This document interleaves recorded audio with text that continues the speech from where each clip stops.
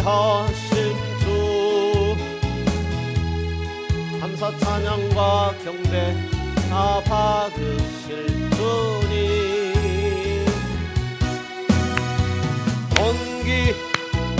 전기하신 주 감사과 경배 다 받으실 주님 찬양 할렐루야 보자 이 어린 양께 우리 경배하며 영광 돌리네 할렐루야 우리 왕께 영광 주는 승리의 용사 그만유의 주님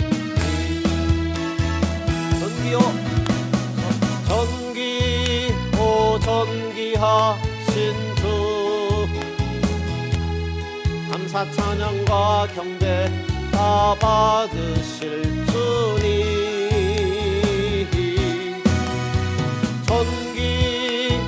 전기하신 주 감사 찬양과 경배 다 받으실 주님 찬양 할렐루야 보자 이 어린 양께 우리 경배하며 영광 돌리네 할렐루야 우리 왕께 영광 주는 승리의 용사 그만유의 주님 찬양 할렐루야 보자 이 어린 양께 우리 경배하며 영광 돌리네 할렐루야 우리 왕께 영광 주는 승리의 용사 그만유의 주님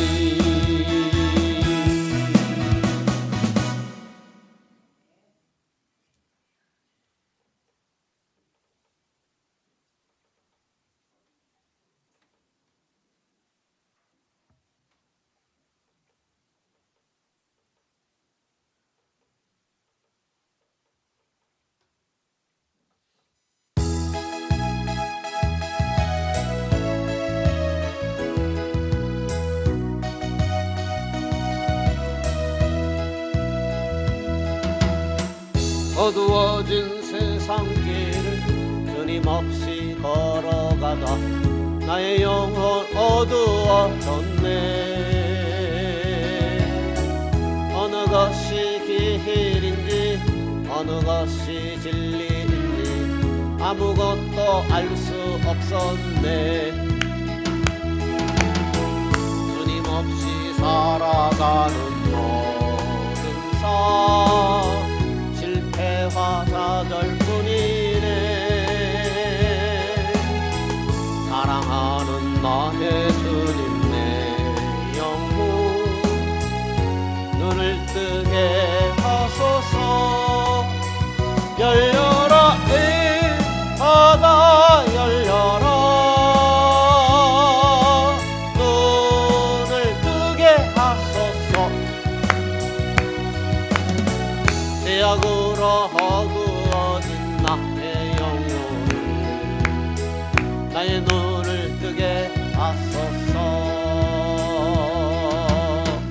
아무것도 알 수 없고 아무것도 볼 수 없고 아무것도 들을 수 없네 세상에서 방황하며 이리저리 헤매이다 사랑하는 주님 만났네 어두웠던 나의 눈이 열리고 막혔던 귀가 열리네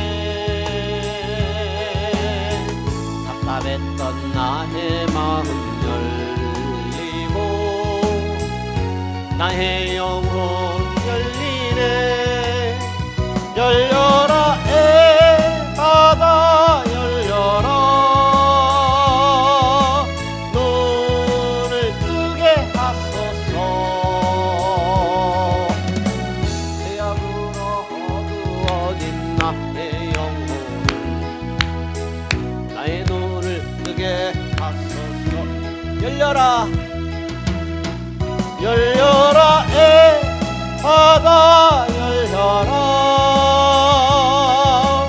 눈을 뜨게 하소서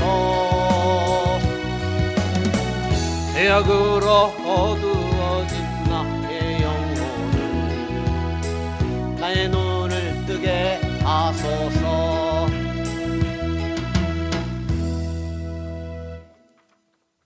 예람 찬양합시다. 결코 놓지 않네. 예수님은 우리를 결코 놓지 않으십니다. 예수 결코 놓지 않네.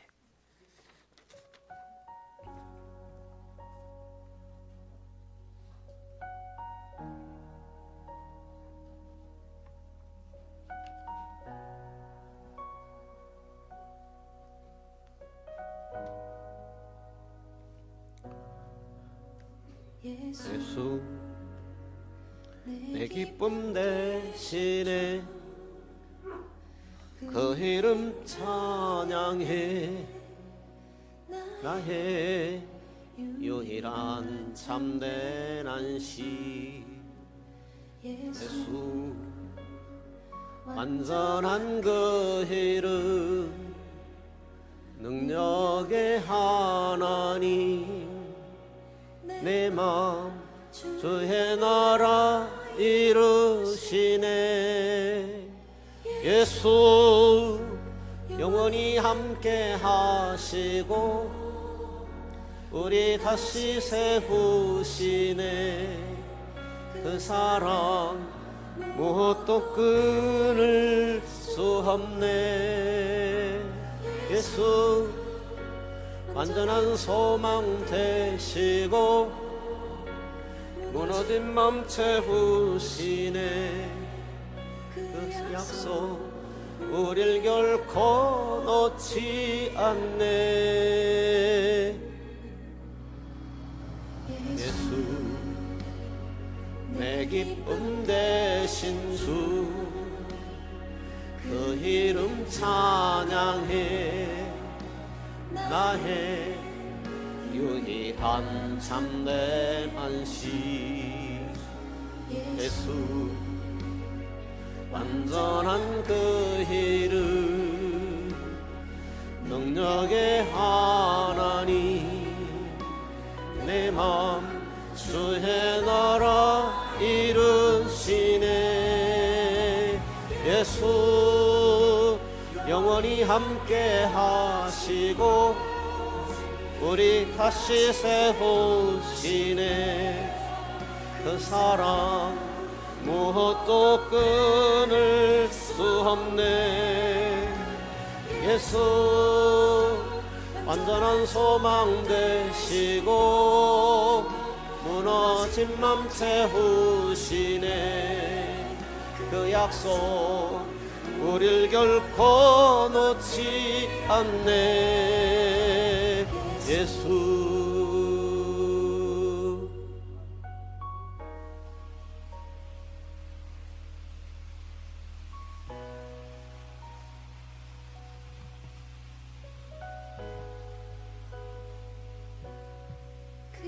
이름 예수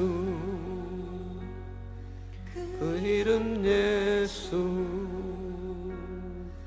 그 이름 예수 그 이름 예쁘네 그 이름 예수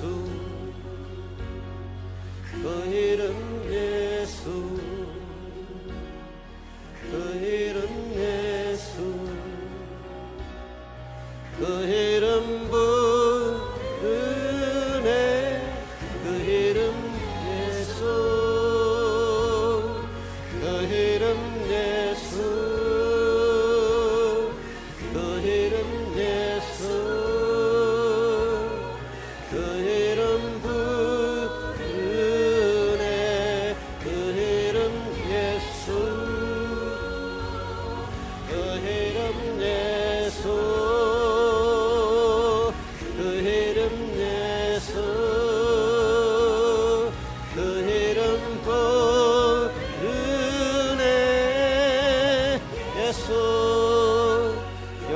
함께 하시고 우리 다시 세우시네.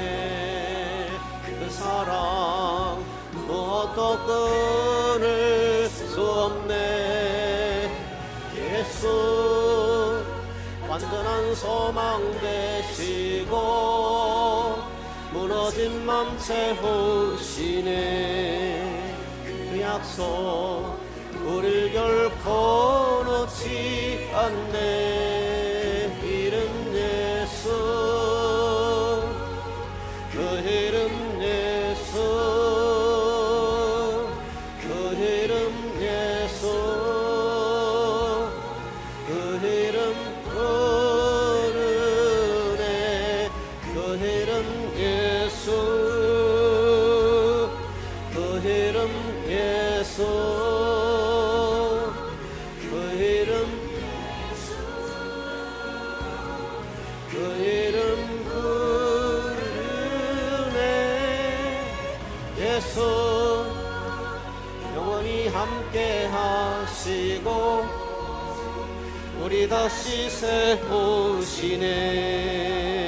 그 사랑 무엇도 끊을 수 없네. 예수 완전한 소망 되시고 무너진 맘 채우시네. 그 약속 우릴 결코 놓지 않네. 예수 영원히 함께 하시고 세우시네. 그 사랑 무엇도 끊을 수 없네. 예수 완전한 소망 되시고 무너진 맘 채우시네. 그 약속 우릴 결코 놓지 않네. 예수.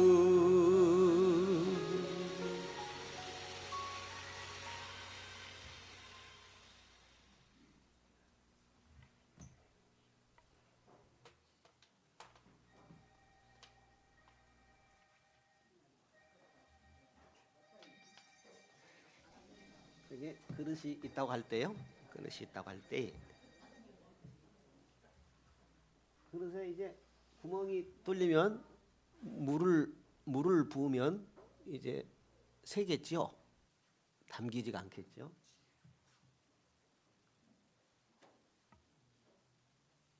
우리가 지금 성경을 따라가는 조직 신학이라고 할 때요. 하나님에 대해서 공부하죠. 신론이라고 그래요. 신. 하나님에 대해서 성경이 하나님에 대해서 말한 것을 공부하고 있어요. 그 다음에 또 성경에 대해서도 공부하고요. 성경은 어떤 책인가? 또 예수님은 어떤 분이신가? 그죠? 지금 우리가 공부하고 있는 것은 구원을 어떻게 적용할 것인가? 구원에 대해서요. 그죠? 또 뭐 교회에 대해서도 교회에 대해서도 성경에 말하고 있죠. 또 뭐 몇 가지 또 있겠죠. 교회 종말에 대해서도 이야기하죠. 종말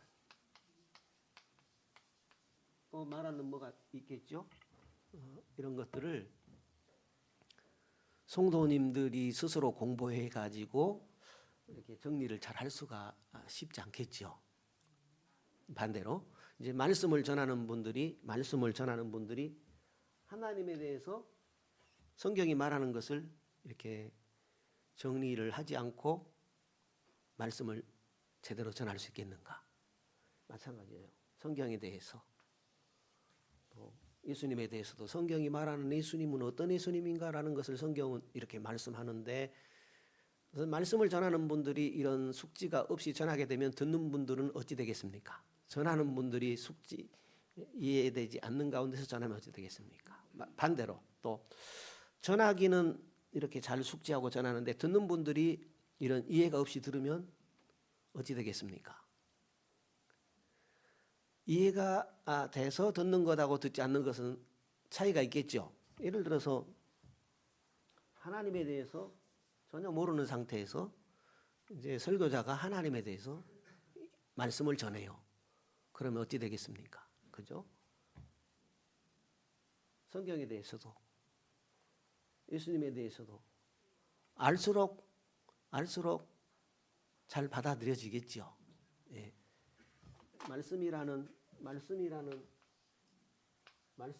물, 예. 물을 부을 때, 말씀이라는 물을 부을 때요. 말씀을 이 그릇에 담으려고 할 때에 이런 내용들이 숙지가 될수록 또 이런 내용들을 가지고 성경이 그리 말씀하고 있으니까 말씀이 전해져야 되겠죠. 그래서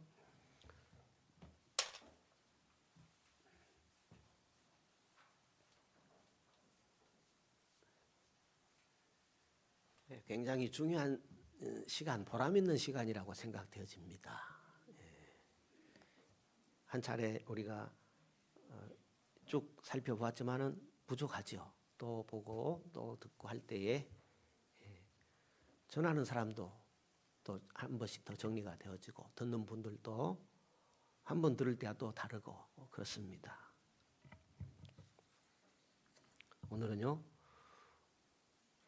거의 마지막이 될 수도 있습니다. 죽음과 중간 상태. 신자의 죽음은 끝이 아니고 중간 상태다라는 거죠. 우리 신앙의 중간 상태, 우리 신앙의 끝이 아니라 중간 상태라는 거죠. 그렇다고 해서 뭐 다른 신앙 성숙의 기회가 또 있느냐 그건 아닌데요. 죽음에 대해서도 우리가 성경이 말하는 진리를 알 필요가 있겠다라는 거죠. 그래서 지금 우리가 공부하고 있는 내용이 사람들이 죽으면 어떻게 되는가 하는 부분입니다.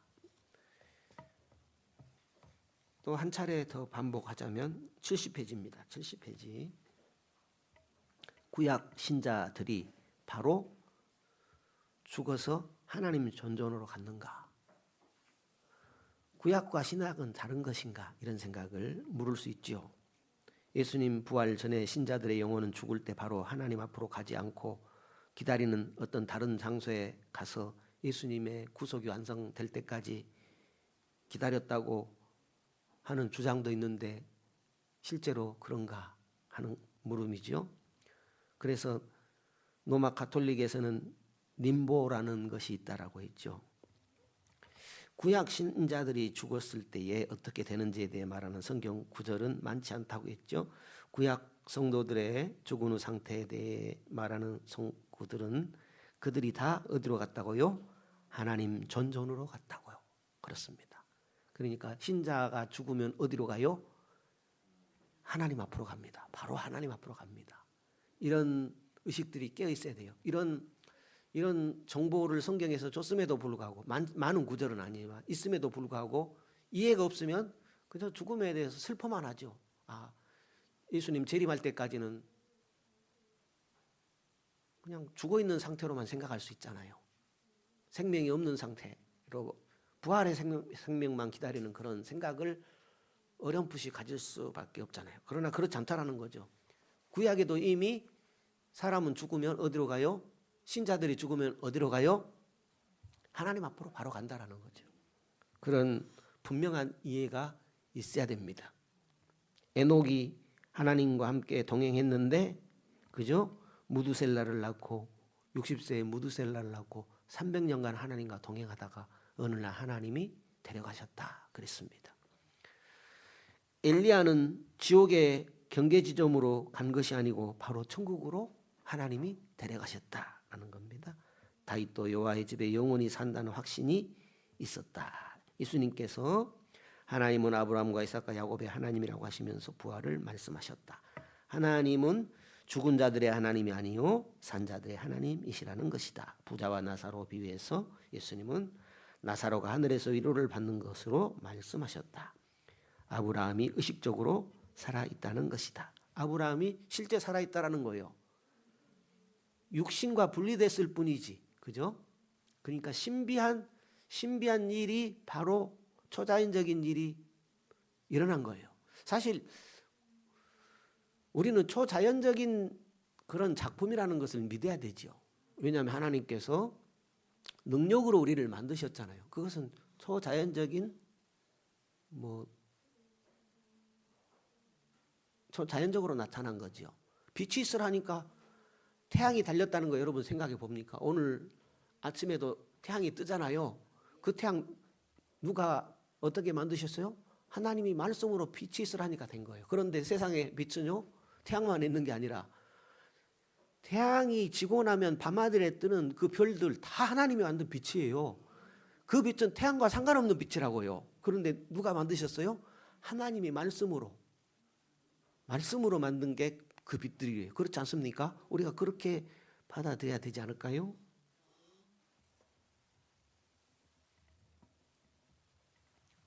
나사로가 부자가 죽었는데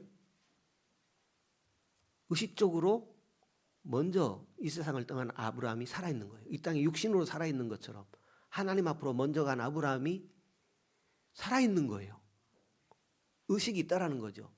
아브라함의 이름을 갖고 살아있는 거예요. 그걸 우리가 받아들여야 됩니다. 그리고요, 네 번째 71페이지죠. 여기까지 했는데요. 우리가 죽은 자들을 위해 기도해야 하는가 하는 문제죠. 신자들의 영혼이 바로 천국으로 올라간다는 것은 우리가 죽은 자들을 위해 기도하면 안 된다는 것을 의미한다.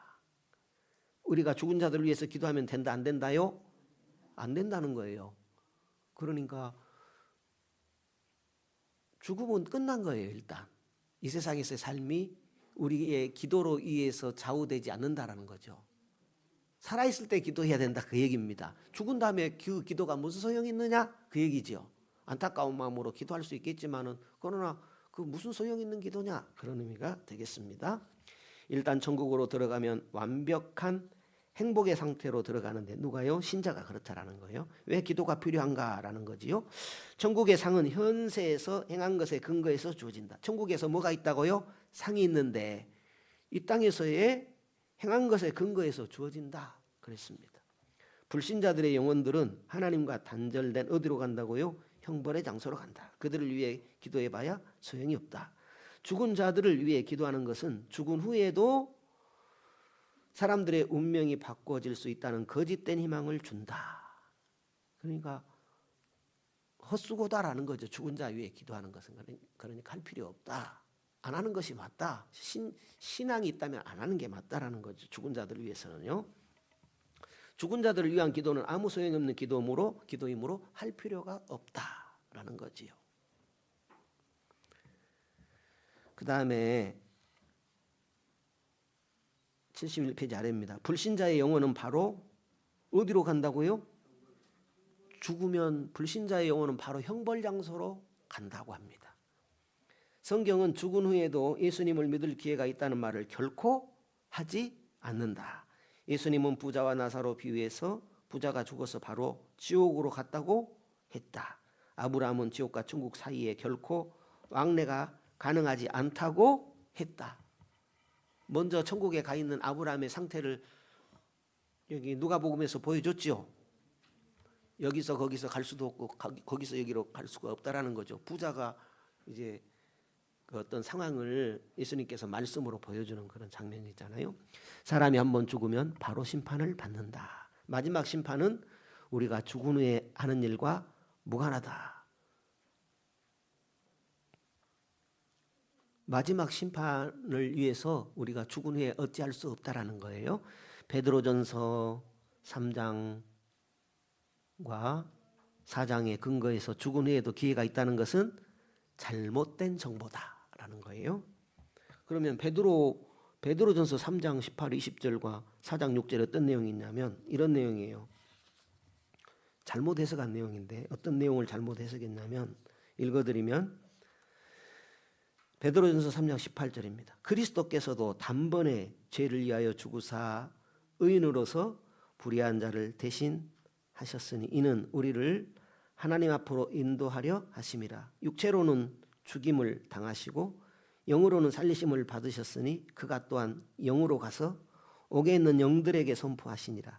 그들은 전에 노아의 날 방주를 준비할 동안 하나님이 오래 참고 기다리실 때에 복종하지 아니하던 자들이라. 방주에서 물로 말미암아 구원을 얻은 자가 몇 명뿐이니 겨우 8명이라.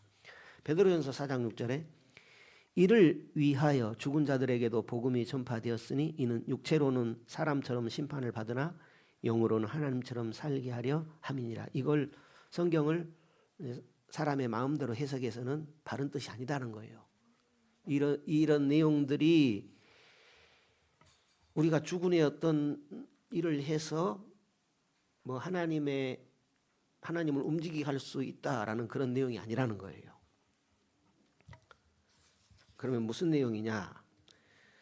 죽은 후에도 예수님을 영접할 수 있는 기회가 있다는 주장은 모든 사람은 그리스도를 영접할 기회가 있다는 그런 정보를 준다라는 거죠. 모든 사람은 그리스도를 영접할 기회가 있어요? 없어요. 오늘 우리는 그리스도를 영접할 기회가 있으니 참으로 은혜지요. 그렇게 받아들여야 되지. 하나님, 저 고려 시대에 살았던 우리 조상들은 예수 복음 못 들었는데요.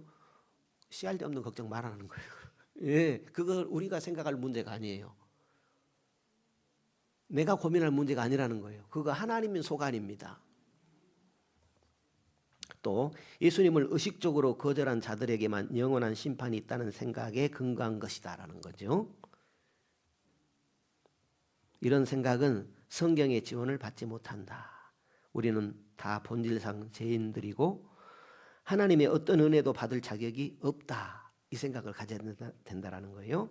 그리스도의 복음을 들을 자격도 없다. 복음을 들을 자격도 없다. 이런 생각이 바른 생각이라는 거예요. 그런 기회는 하나님의 은혜로 주어지는 것이다. 복음을 들을 기회는 하나님의 은혜로 주어질 뿐이다라는 거예요. 정죄는 그리스도를 의식적으로 거절해서 받는 것이 아니라 우리는 원래 정죄받을 사람들이다라는 거죠. 모든 인생은 의인은 없나니 하나도 없고 다 정죄받아야 마땅할 그런 존재들이다라는 거죠. 우리가 범한 죄 자체가 하나님에 대한 반역이기 때문에 그런 것이다라는 거예요.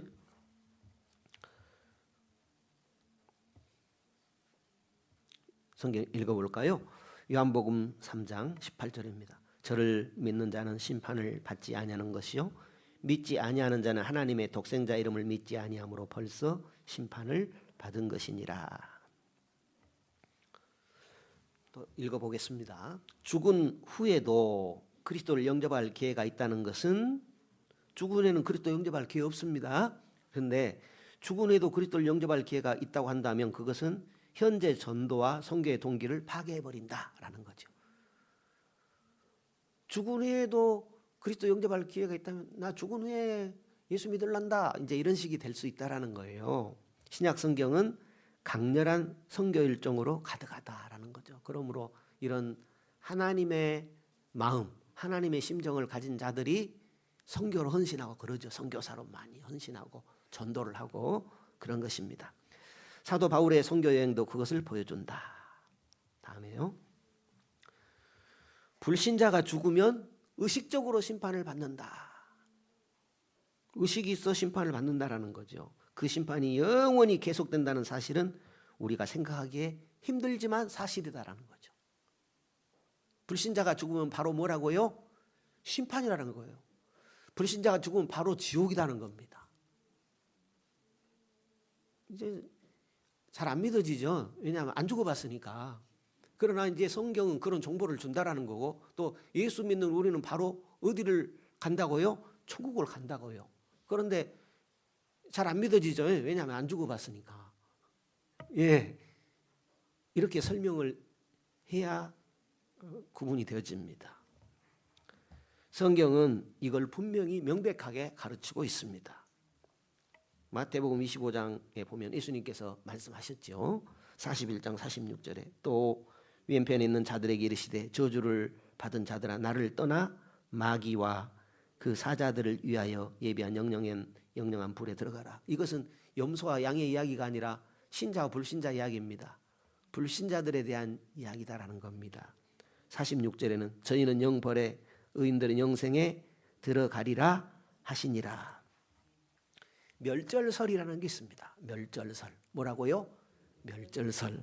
멸절설은 말 그대로 멸절돼 버린다 하는 그걸 멸절설이라고 하는데요. 성경에 어긋난다라는 거죠. 멸절 안 됩니다. 뭐라고 그랬어요? 여기 방금 읽었던 말씀에 저희는 영벌에, 의인들은 영생에, 영생과 영벌이 있지 멸절은 없다라는 거예요. 성경에 차라리 지옥에 가느니 그냥 없어지는 게 낫겠죠. 그러잖아요. 저 화장터에서 먼지로 사라지는데 그냥 없어지는 게 낫지 또 지옥까지 갈 필요 있느냐, 그런 생각 해볼 수 있는데요. 멸절설은 성경에 없다라는 거죠. 불신자들이 죽으면 바로 멸절되거나 한동안 지난 후에 멸절된다는 멸절설은 성경적이 아니다라는 거예요. 멸절설이 우리에게 매력적으로 보이고 악한 자들이 영원한 의식적인 심판을 받는다는 것과 연결된 정서적인 고통을 피할 수 있기는 하지만 멸절설은 성경 어디에도 없다라는 거예요. 불신자들의 영혼은 죽을 때 바로 어디로요? 영원한 심판 상태로 들어가지만 그들의 육체는 마지막 심판 때까지 부활되지 않을 것이다. 신자의 저기도 마찬가지죠. 신자의 육체도 마지막 예수님 재림하실 때까지는 부활되지 않죠. 뭐 휴거설이 이런저런 휴거설이 있는데 그것은 그냥 해석이고 그것은 그렇게 중요한 문제가 아닙니다. 그때에 그들의 육체와 영혼이 결합해서 하나님의 마지막 심판대 앞에 설 것이다.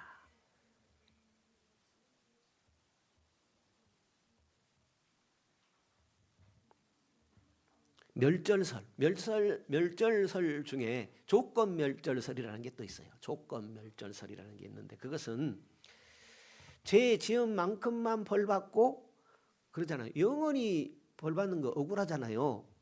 죄 지은 것만큼만 벌 받고 사라지는 거, 그게 조건 멸절설이에요. 여기 멸절설 나왔죠. 그런데 조건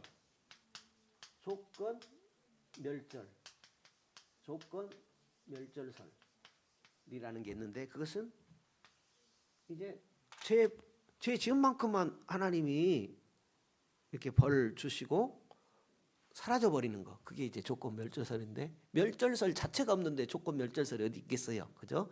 멸절설을 이제 주장하다 보니까 조건 멸절설 같은 게 나오는데요. 죄 지은 만큼만 벌 받고 없어져 버린다. 성도 여러분, 영원히 없어질 것 같습니까? 인생이. 우리는 영원히 하나님과 산다는 그런 믿음으로 지금 신앙생활 하는 것입니다. 그러니까 멸절설은 없는 거예요. 얼토당토하는 그런 얘기죠. 안타까운 그런 이론입니다. 안타까운 이론인데요. 왜 그러면 이런 조건 멸절설이 나왔느냐? 하나님이 공의로우신 분이라면, 그죠? 아니 예수 안 믿었다고 그냥 영원히 멸망시킬 수 있습니까? 죄 지은 만큼만 벌을 주시고 나머지는 그냥 멸절해야죠. 이런 주장인데 성도 여러분, 사람이 멸절되는 게 얼마나 삭막해요, 그죠? 하나님과 영원히 살아야 되죠. 네, 그런데 하나님의 그 용서를 거부하면 영원히 벌이라는 거예요. 하나님의 용서를 받아들여야 영원히 하나님과 산다라는 겁니다. 그걸 잘 정리해야 될 줄로 믿습니다. 하나님 왜 예수 보내가지고 그냥 우리를 이렇게 힘들게 하는가? 그게 아니라 우리 인생이 하나님을 떠난 거죠. 우리가 하나님 두기를 싫어해요. 우리가 본래 하나님 두기를 싫어해요. 그러면 나중에 얼마나 지겹겠어요. 하나님과 영원히 살려면. 그죠? 지금 주님을 가까이 할 때지요. 하나님은 무한히 선하신 분이기 때문에 우리 인생들을 에덴 동산에 살게 하신 분이시죠. 그런데 죄는 그 하나님께 되어든 거예요. 영원히 살겠는데 그 하나님을 한번 나도 하나님 간섭하지 마십시오. 내 마음대로 한번 살아보렵니다. 그러니까 그래 마음대로 살아봐. 그러니까 하나님 떠나면 인생은 제대로 살 수가 없는 거지요. 죽음이 찾아온 거지요. 인생의 죽음이. 영원히 살 수 있는 기회를 놓쳤는데 그래서 다시 예수 그리스도로 말미암아 영원히 살 길을 열어주신 것이죠. 그러니까 죄 용서하시는 예수님을 거부하는 것이 뭐예요? 지옥입니다.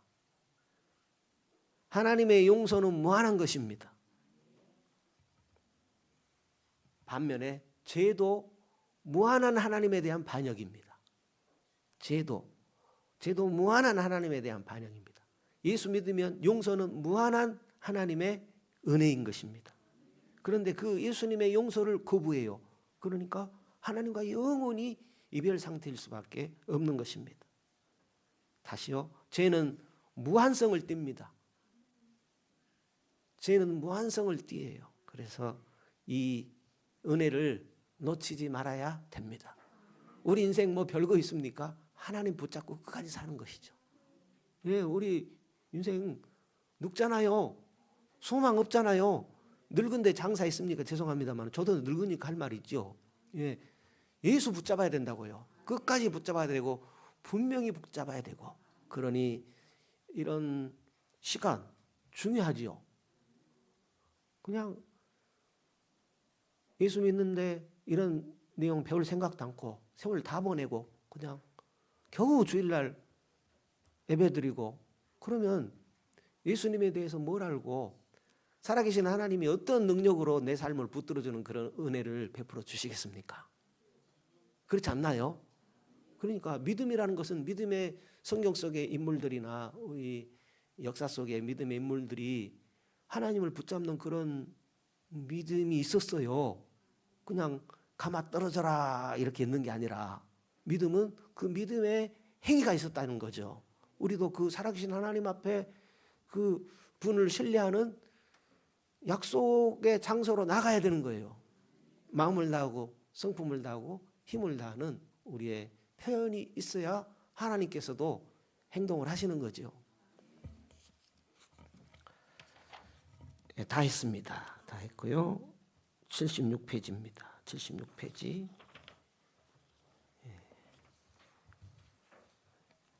그러니까 뭡니까? 그 성화는 완전 성화는 예수 그리스도 오실 때 성화가 일어나는데 우리는 이 세상의 삶을 다하면 이제 믿음의 수고 다 그쳤다 생각하지만 어때요? 죽음마저도 우리가 은혜가 된다라는 거죠. 왜요? 죽음 후에 바로 어디로 가요? 하나님 앞으로 간다라는 거죠. 불신자는 정반대로 간다라는 거죠. 그러니 기도하고 지금 전도할 때 아닌가요? 예, 이런 생각도 가져야 되고 도전의식도 가져야 될 것이고요. 또 영화에 대해서도 우리가 공부할 내용이 있는 것 같습니다. 다음에 살펴보도록 하겠습니다.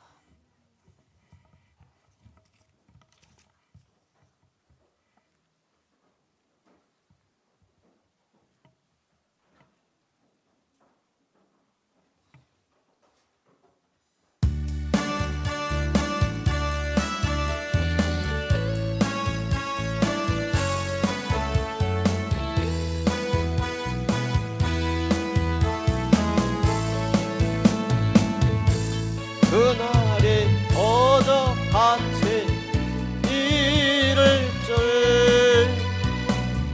너희는 모르느냐. 늘 깨어있으라.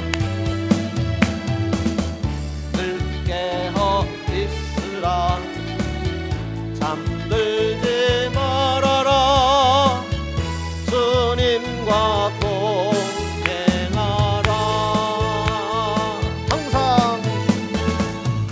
항상 기뻐하라. 쉬지 말고 기도하라. 범사에 감사하라. 이는 예수 안에서 너희에게 향하신 하나님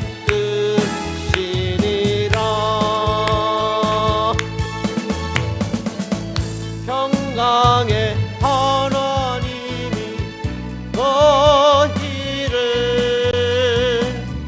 걸어